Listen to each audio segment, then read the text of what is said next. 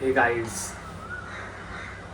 Welcome back to HG blog आणि स्वागत आहे तुमचं आपल्या डेली ब्लॉग डे 55मध्ये. मित्रांनो, काल आपण ब्लॉग नाही टाकला, पण काल ज्या गोष्टी केल्या जसं की आपण घरी रिटर्न आलो किंवा जो प्रवास झाला त्या सगळ्या गोष्टी मी आज नक्कीच दाखवणार आहे. आणि 55 नंबरचा ब्लॉग हा आजपासूनच चालू होणार आहे, कारण की काल माझ्याकडून एक चूक झाली.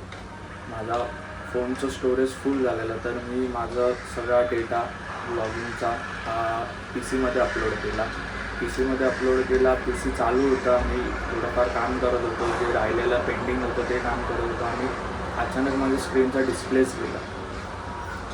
तर माहीत नाही कसा गेला, का गेला, तर कुणामुळे गेला. अचानक डिस्प्ले उडाला. तर आणि मी माझ्या फोनमधला डेटा पूर्ण डिलीट केलेला, तर मी फोनवरती पण एडिट करू नव्हतो शकत.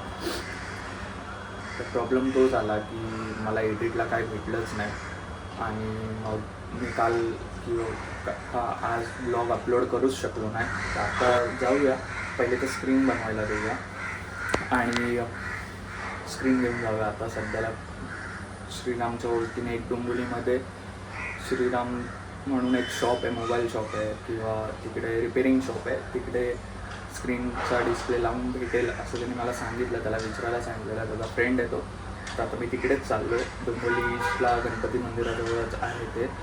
आणि यस, मग आता मी तिकडे चाललो आहे स्क्रीन घेऊन माझी. आता बघूया ते कधी देत आहेत, कधी नाही देत आहे, किती वेळ लागेल, किती टाईम जाईल.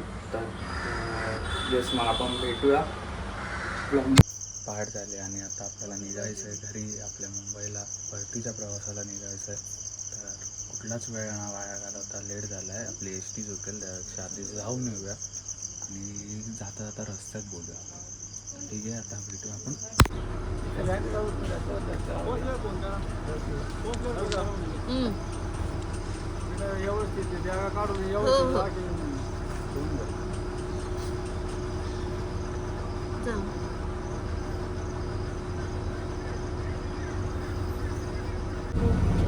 तर मित्रांनो, आता दादू आणि काका आपल्याला सोडायला आलेले बाईकवर आणि आता आपण कन्नडवरून निघालो आहे छत्रपती संभाजीनगरला जायला. तिकडून आपली ट्रेन आहे, तिथून आपल्याला मुंबईला जायचं आहे.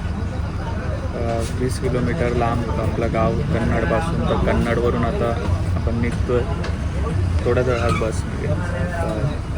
लवकरच आपण मुंबईमध्ये जाऊया, बॅक टू वर्क करूया. बरेच दिवस सुट्टी घेतली, आता पूर्ण कामाला.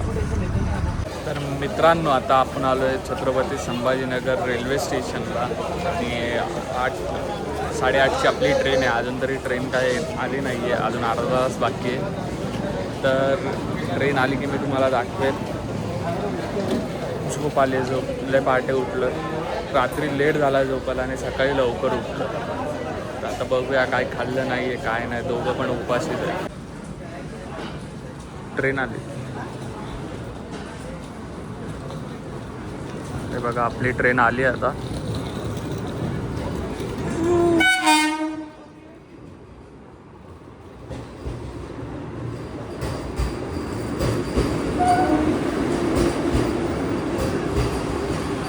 या ट्रेनचं हे की एकदा दरवाजा बंद झाला आणि ट्रेन चालू झाली तर परत दरवाजा उघडत नाही. मग तुम्ही जे काय आहे ते ट्रेनमध्ये एकदा घेऊनच बसा. त्याच्या व्यतिरिक्त असं उतरू नका, कारण की एकदा ट्रेनचा दरवाजा बंद झाला की तो परत उघडत नाही. तेव्हा सारखं ते अनाऊन्समेंट करत आहेत की दरवाजे बंद होत आहेत, दरवाजे बंद होत आहेत. हे बघा, सेन्सर झाला, आता क्लोज झाला आणि ट्रेन पण एकदम साफ आहे. बघा, बघू शकता तुम्ही, एकदम मस्त आहे, असं चिल वातावरण आहे एकदम ट्रेनमध्ये. फॉग जमला आहे थोडा, त्यामुळे दिसत नाही.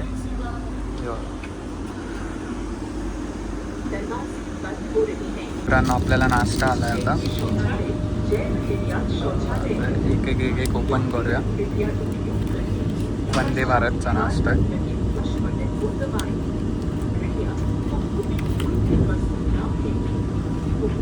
पोहे, केक आहे, दही आहे, त्याच्यात एक भाजी असेल, त्याच्यात ठेपले किंवा हे मित्रांनो भूक लागली, मी नाश्ता करतो आणि नंतर तुमच्याशी बोलतो. खरं सांग तुला जेवण कसं वाटलं ट्रेनमधलं? काय का नाही आवडलं? काय होतं नाही आवडलं?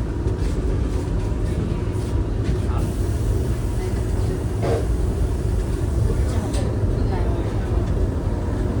तिला पॅकेजिंग फूड खायची सवय नाही आहे, तर इथे पॅकेजिंग फूडच येतात मोस्ट ऑफ. आणि टेस्ट होती, असं नव्हतं की नव्हती. ह्यांना सवय लागली आहे मसालेवालं तडकेवालं खायची, तर ते त्यांना ट्रेनमध्ये तर भेटणार नाही उभ्या आयुष्यात, तर त्यांची एक्सपेक्टेशन सोडून द्यावे. हां, ह्यांना पॅकेजिंग फूड खायची सवय नाही आहे, कधी खाल्लं नाही आहे, त्याच्यामुळे ती असं बोलते. पण जेवण बेस्ट होतं, ठीक होतं, बेस्ट नाही ठीक होतं त्या मनाने.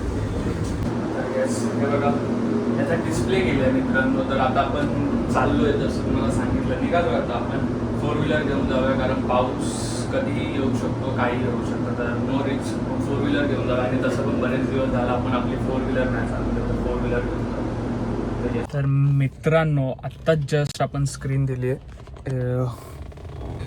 इथे बघा हे श्रीराम दुकान आहे, त्याच्याकडे आता तुम्हाला नीट दिसलं की नाही माहीत नाही गाडीमधून, पण आत्ताच जस्ट दिली आहे. आता बघूया, ते बोललेत की अर्ध्या तासात मी कळवतो, टेक्निशियन आल्यावर त्यांना विचारून कोटेशन वगैरे तुम्हाला सांगतो आणि मग पुढची प्रोसेसला घेतो. पण आपल्याला स्क्रीन तर बनवायचीच आहे एनी हाव, कुठल्याही परिस्थितीत.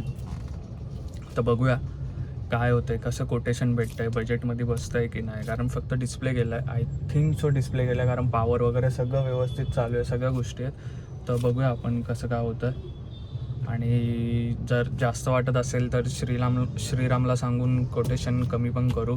आणि आमू भेटला आता आपल्याला. आमूने 2 पुस्तकं सजेस्ट केली आहेत, त्यांनी दिली आहेत मला 2 पुस्तकं.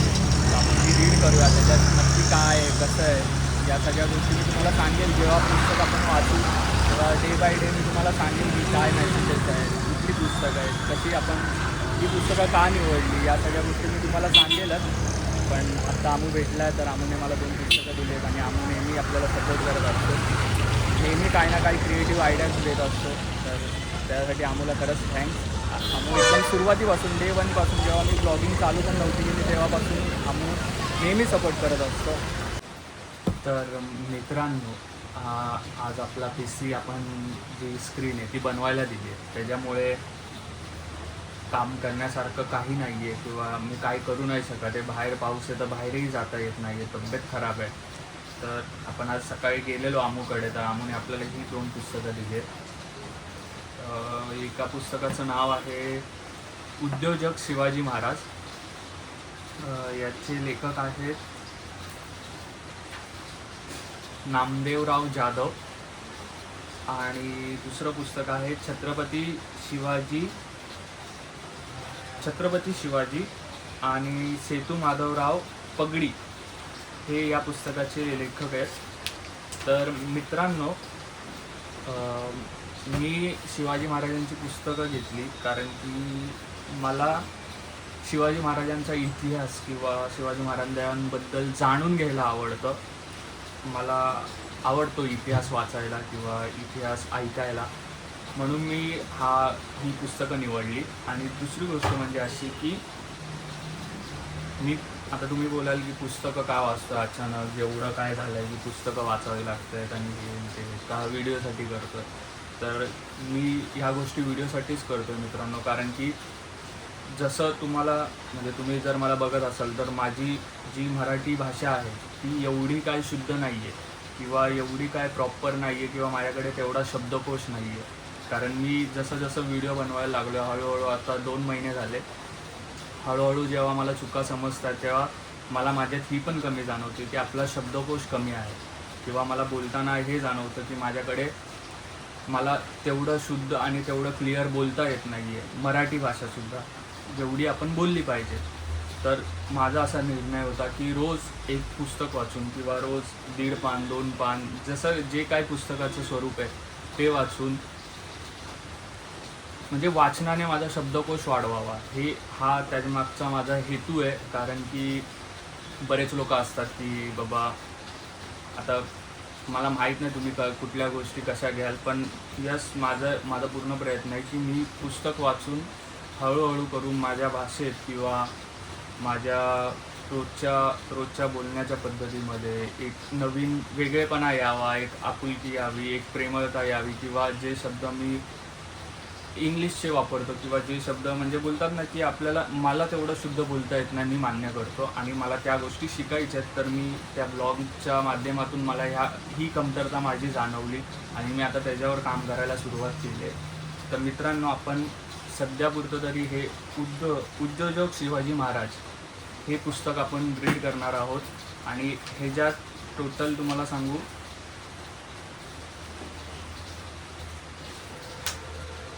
45 टॉपिक्स आहेत, ज्याच्यात शिवाजी महाराजांची व्यापाराला घेऊन दृष्टिकोन कसा होता, त्यांनी व्यापार कसा केला, त्यांनी बाहेरच्या इंग्रजांकडून कशा प्रकारे शिकण्याचा प्रयत्न केला, व्यापाराची पद्धत काय होती, तेव्हा व्यापार कसा केला पाहिजे होता, कसं त्यांनी सगळ्या गोष्टी एकदम काटेकोरपणे पाळल्या आणि आपलं स्वराज्य वाढवलं किंवा आपला जो व्यापार होता तो वाढवला.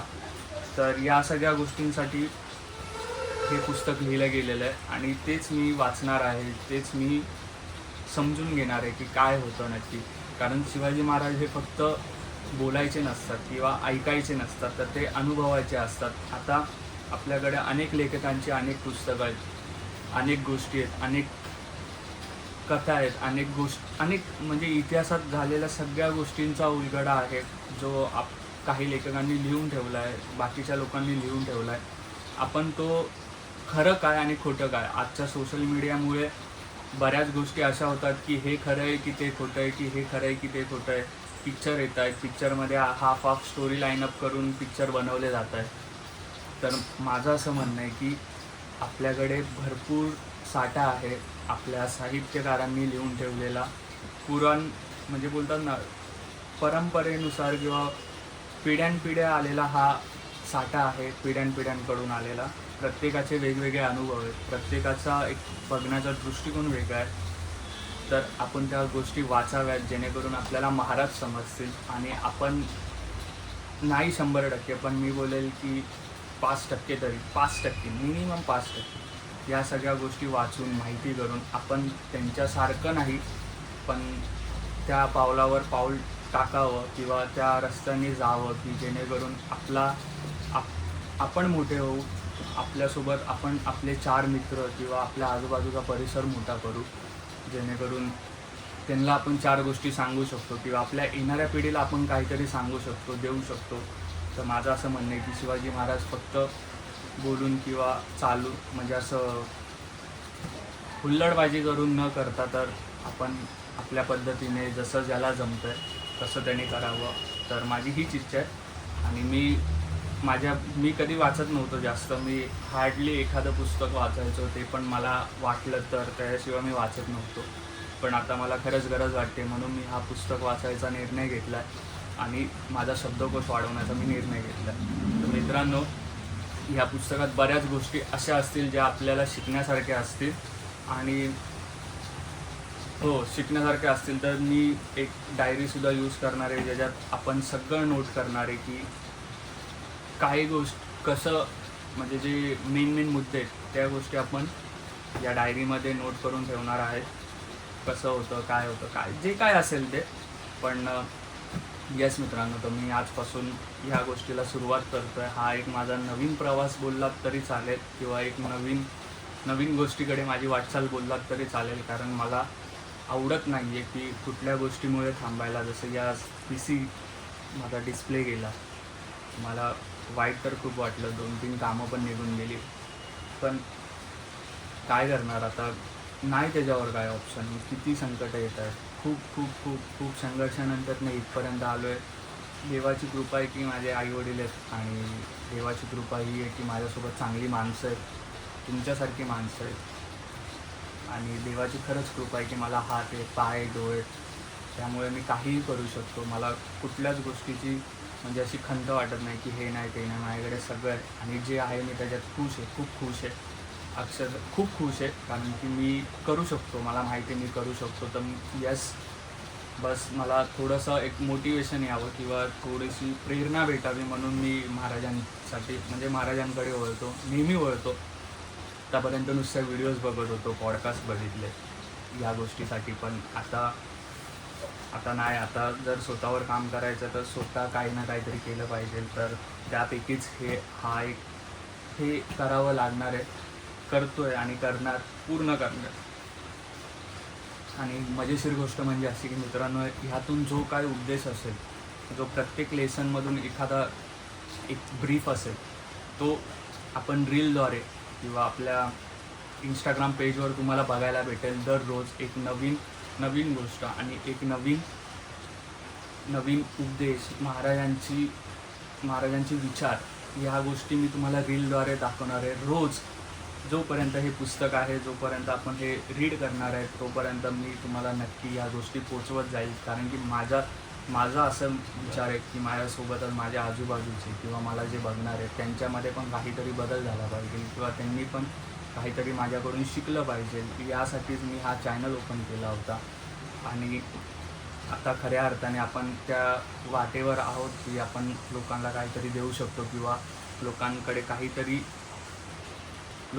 काहीतरी करू शकतो. तर सध्यापुरतं तरी मी हेच करू शकतो की माझ्याकडे वेळ आहे, मी वाचतोय. तुम्ही फक्त बघा, चॅनलला फॉलो करा, सबस्क्राईब करा, बेल आयकन दाबा, जेणेकरून तुम्हाला रोज नवीन विषय समजतील, जेणेकरून तुम्हाला रोज नवीन गोष्टी कळतील. आणि आय होप की माझ्यामुळे सगळ्यांना मी जे बिझी आहेत आपल्या लाईफमध्ये, रोजच्या लाईफमध्ये, त्यांना पण या गोष्टीचा फायदा होईल. फक्त थोडासा वेळ काढा, एक व्हिडिओ बघा, तुम्हाला नक्की कळेल की काय करतोय, काय नाही करत आहे. खूप प्रेम दाखवा. तुमच्या प्रेमासाठीच मी खूप वाट बघतो. खूप प्रेम दाखवा मित्रांनो. तर यस, मग वेळ वाया न घालवता आपण लगेच चालू करूया आपल्या नवीन उपक्रमाला किंवा नवीन अध्यायाला. तर यस, सुरू करूया आपण.